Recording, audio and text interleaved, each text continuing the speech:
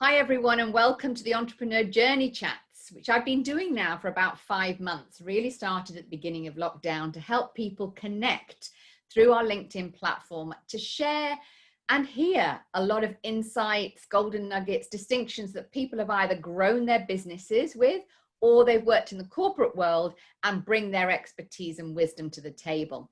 And I'm delighted today to say we've got a friend of mine as well as a work colleague who I used to work with. Paul, hello. Hello. Nice to see you, and we'll hear Great your to see you, Susie.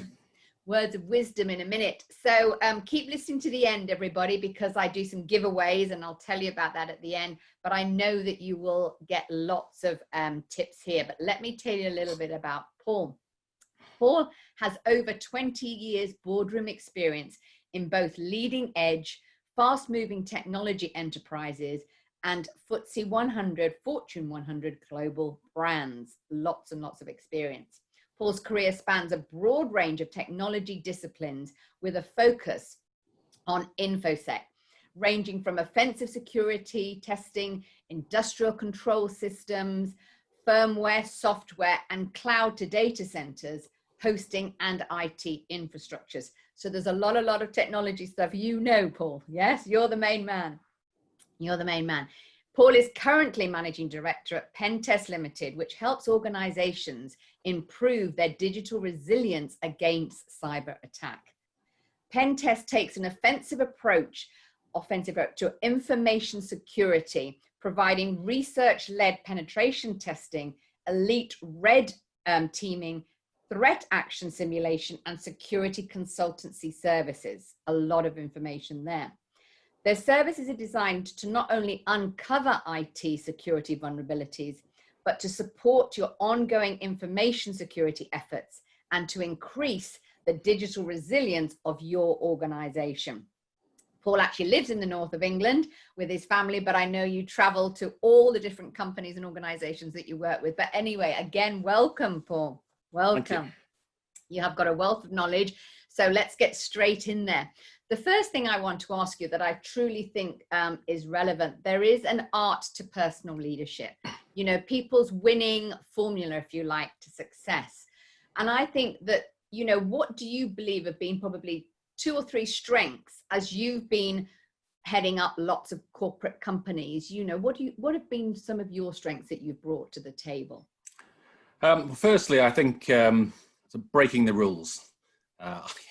I dislike rules personally, and you know, the best way to get me to do anything is to tell me I can't do it. Love it. Breaking the rules, I think, is very, very important in business. You know, if you put lots of processes and procedures in place in a business, and then you make everybody follow them, then effectively you're making everybody do the same thing and be the same. So you're you're creating average, and Nice. average business that, you know, nothing brilliant ever came out of average. You know, you have to create an environment where people can think differently. You need to embrace some quirky and wacky and people with different ideas. So creating an environment where people can break the rules, and that's okay, and sort of recognizing that and rewarding that, that leads you to innovation and allows you to sort of live on the edges rather than sort of just follow the mainstream along with everybody else. It allows you to do sort of amazing things. You know, it makes it harder, I would say, to run a business with less processes and procedures, but you know, that's our job, isn't it? It's to manage difficult situations, and the rewards are far more significant, I think, if you don't lock things down and have a very bureaucratic organization. Personally, it's sort of weak leadership when you put lots and lots of rules and processes and procedures and bureaucracy in place. It shows a lack of trust. So firstly, I think, you know, breaking the rules and embracing that is very important. Of course, you know, I run a team of Packers. That's their job. And would you say that they need to bring their disruptive creativity to the table? That gives them. Yeah, I mean, that's just who they are. They disrupt everything and everything. You know, I live in a sort of chaotic, anarchic world because that is the nature of the beast. You know, they want to, you know, they think differently, and that's why they're good at what they do. You know, they try and break things and subvert things and turn things on their head. But that's a very, very creative thing to have in a business, you know. So, you know, I've got a whole business full of them, which is brilliant. So, yeah, breaking the rules. Secondly, I would say focusing on the golf balls. And I'm sure you've heard this story before, and it's told in different forms, but two guys sitting outside a pub, shall we say, because we're post-COVID, so we're outside in the garden. Empty pint pot on the table, and one of the guys fills the pint pot with his golf balls, and turns to the other chap and says, is the glass full? And he says, yeah, it's full. There's no room for any more golf balls.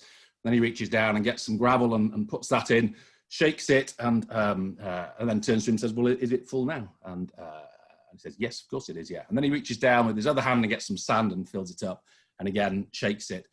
And the point is that the golf balls represent the important things in your life, and that's both in business and in your personal life, things that are important to you. And you have to find time for those things first, beyond anything else. If you fill the glass with sand, if you're in the minutiae, in the detail of business all of the time, you'll never get around to the big stuff.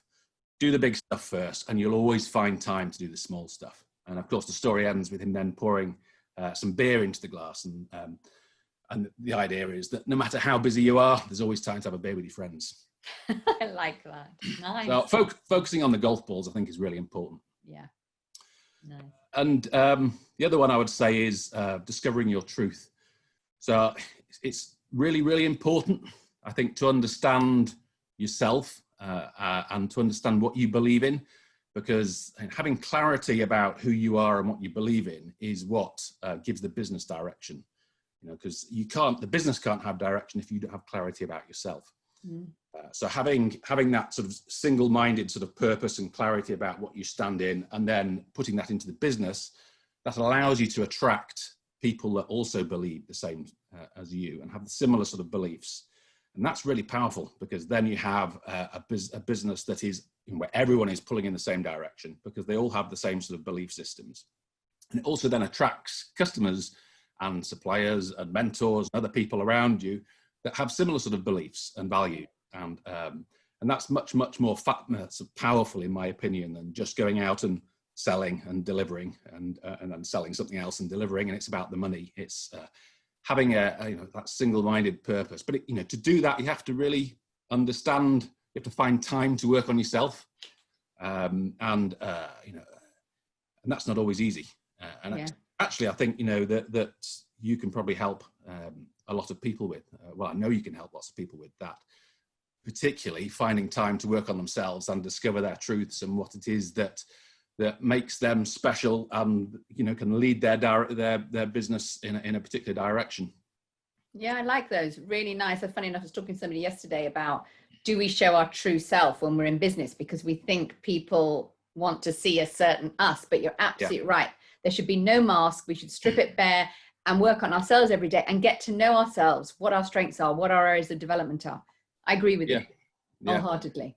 And you look at outside of business, in artists and musicians, and very single purpose. The ones that are good, they know exactly what their style is, what they stand for, and they believe in that, and they will do that at the expense of everything else. And it doesn't really matter about criticism. They do that because that's what they believe in. And there's sometimes not enough of that in business.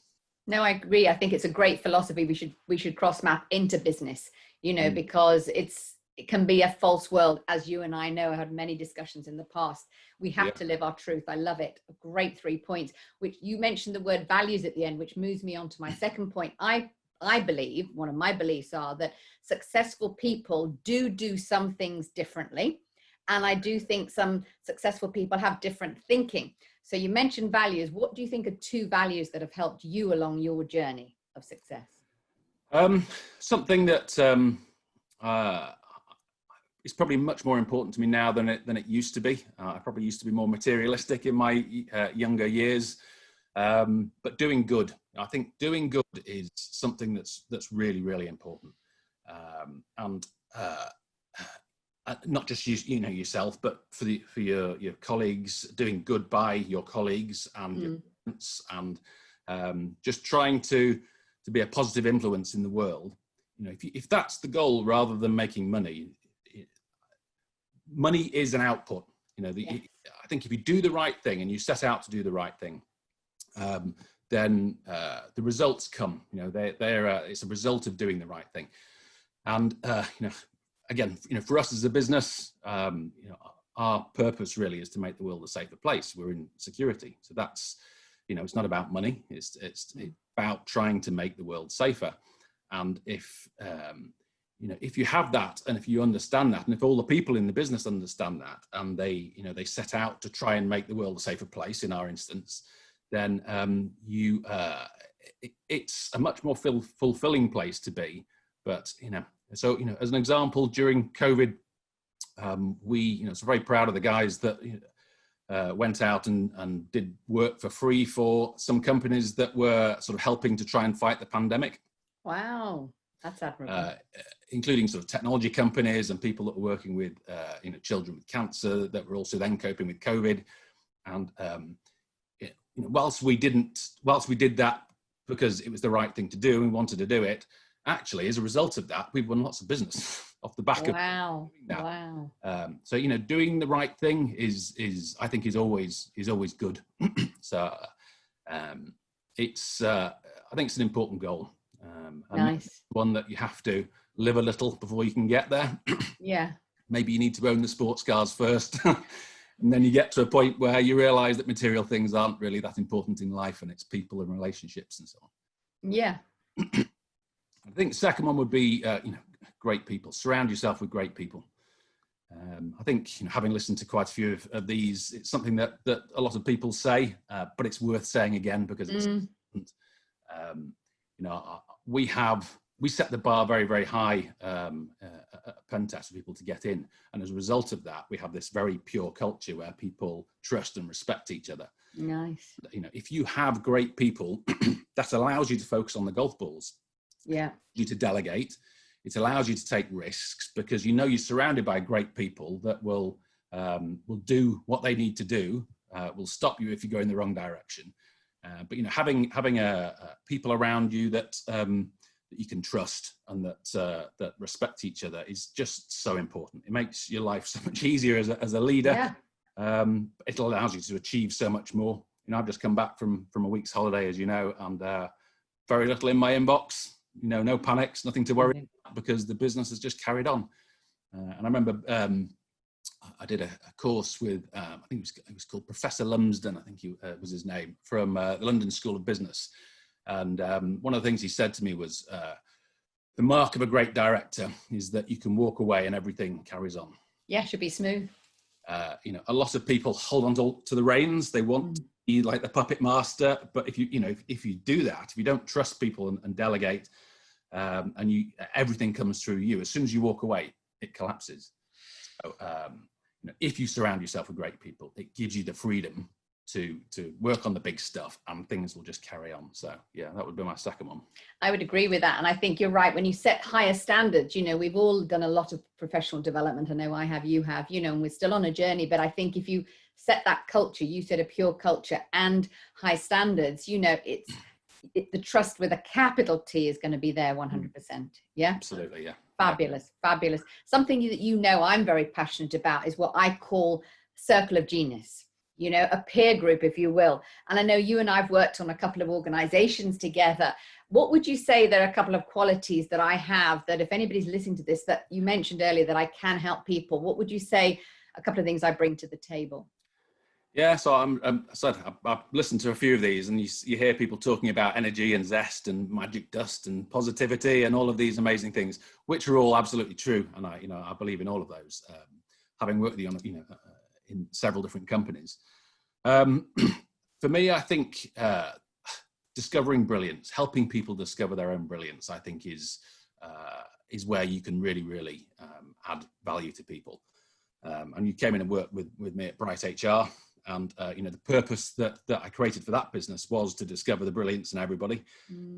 I think that's someone can expect from you is that if they work with you, that you help them really understand what they're great at and focus on that, and then work on the things that they need to improve.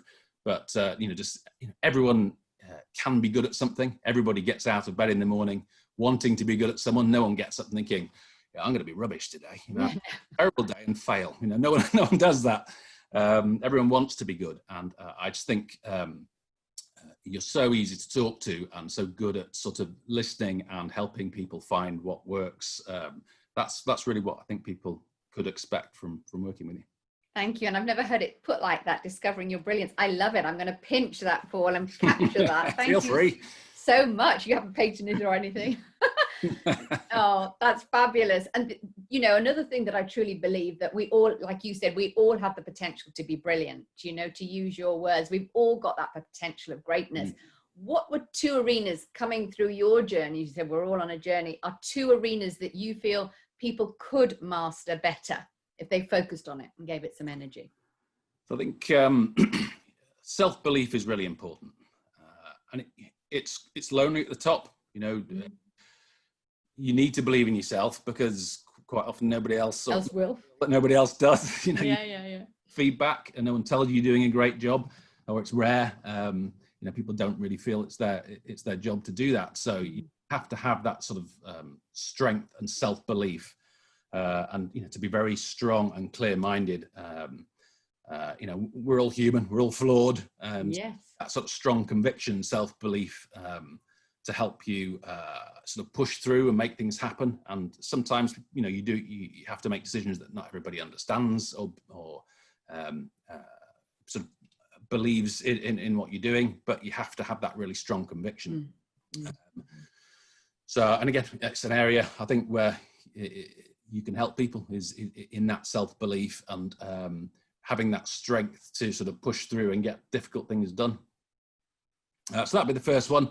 And the second one, I think, is becoming trusted and sort of earning trust. Trust is, you know, such an important thing. And you can't, just because you're in a position of leadership, you can't assume that people trust you. You know, you have to earn that. Yeah, you do. And, you know, and people, you know, will want you to demonstrate a reason to trust them. So, you know, we work with special forces people. So as well as in the cyber arena, attacking businesses, we will also physically try and penetrate businesses. And, you know, if you need someone to go up the legs of an oil rig in the middle of the night off a boat, special forces guys are better than hackers, because, you know, hackers are at their best in their bedroom with a pizza and a whiskey.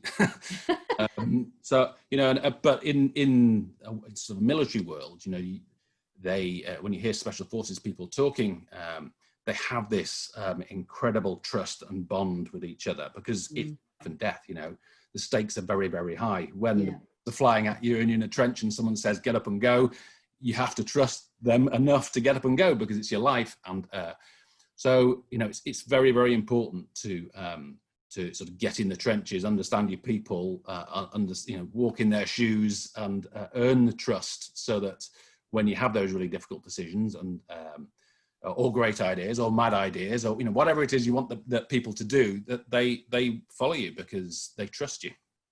So becoming trusted, I think, is really important. Yeah, and they are great role models, the military, those kind of organizations, to give us an example of those. Absolutely. You know, the fellowship in those it's like they are the second family. You know, you're right. They literally, they have an inner sense of trust. You know, it's just all instinctive. And you work in that arena, which is fabulous. Is there anything you want to tell anybody else about Pentest? I'm putting on the spot here. You said a lot about what you do. Is there anything if anybody's listening to LinkedIn now, this interview that will come out, and they want to reach out to you as a company, is there anything else you want to add in to say what you do to help? Yeah, so, I mean, the world of cyber attacks is growing exponentially. COVID has made it a much, much more dangerous world than it was before. Home working has made it a more dangerous world. It's increased the attack surface incredibly. So, you know, whereas you had businesses, you've now got people working from home with laptops and mobile phones, potentially connecting personal devices to insecure routers, and it's made it much, much easier for attackers. So the need has never been greater to invest in security. Anyway, it should be a boardroom discussion for everybody. There should be being made available, and of course there are big risks now. You know, if you fail, GDPR will take 4% of your annual turnover. Yeah, end of. Yeah, and and that can be a significant amount of money, and then you've got the brand, your reputational damage, and then all the disruption of trying to put it right. The fact that customers then don't trust you and they leave and they go elsewhere. So there's no excuse. People have to invest in security these days, and we're one of the best companies in the world. We can help people if they need help in that area. Well, yes, because I have lots of followership from all countries in the world. So, please reach out if you feel it's something you've been thinking about for a while in your company or organization, or a specific niche that you're in. Please reach out to Paul. And we'll find out in a second how they can get hold of you. But I always ask this last question. You and I've read many books over our journey of professional development. We've listened to podcasts. What's one book that you mentioned? I'm going to nudge one, but what's one book that may have influenced you recently or in the past that's helped you on your journey? Would you recommend? So I'm going to subvert the question a little bit and move away from a book, because I tend to read about cyber warfare and cyber espionage and things that probably aren't going to be very helpful to most people. So I'm going to recommend a TED talk, if I may, which brilliant, of course. A guy called Simon Sinek. Oh, I know him. Brilliant. How great leaders inspire action, and it's about the golden circle, and it's 80 minutes long, as TED talks are. It's there's no excuse not to watch it. It's short, but it's full of really, really powerful information about understanding the why people will buy from you compared to your competitors, and it sort of links into a lot of what I've said, actually, if you really understand why I've said what I've said in this interview, to be honest, because it's about understanding and creating a powerful purpose for your business, which attracts customers to you. So yeah, it's a really interesting 18 minutes, which everyone should find time to do. They will, after recommending that. That's absolutely brilliant. And yes, I love Simon Sinek stuff. He's a disruptive. He's a maverick. He breaks the rules like you. I can see the common traits. And the only other book I wanted to add, which came to mind when you were talking about trust, is called The Speed of Trust by Stephen Covey Jr., which is written by the son of the father. We've all heard of Stephen Covey over the years, but a great book about the speed of trust. So that's about trusting your team, building the right culture and everything like that. So people have got double whammy here. They've got one from me and one from you, which is great. So we could chat on and on and on, as you and I know. Where can people get hold of you, Paul? What's the best place? Probably easiest to find me on LinkedIn.